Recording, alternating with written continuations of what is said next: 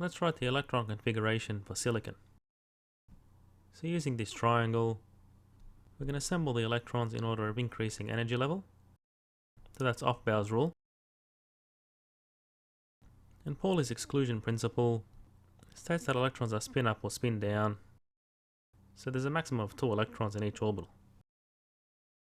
And Hund's rule states that the electrons are assembled in the empty orbitals first. And we continue this process until we get to silicon. So the electron configuration is written as follows, with a subshell in the base and a number of electrons in the superscript.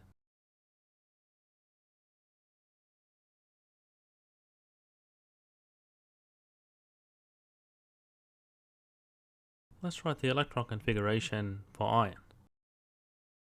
And as I assemble the electrons, think about Aufbau's rule, Pauli's exclusion principle, and Hund's rule.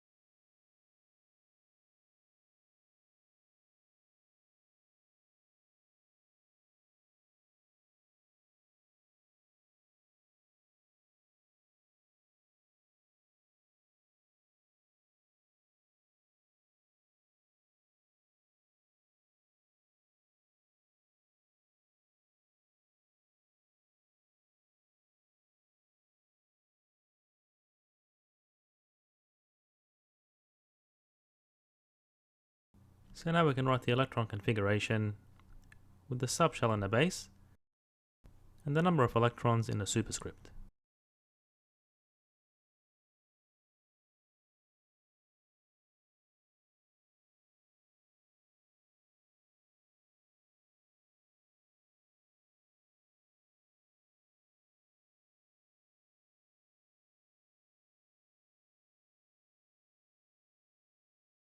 And as we know, the d orbitals get pulled to the nucleus when they're filled with electrons.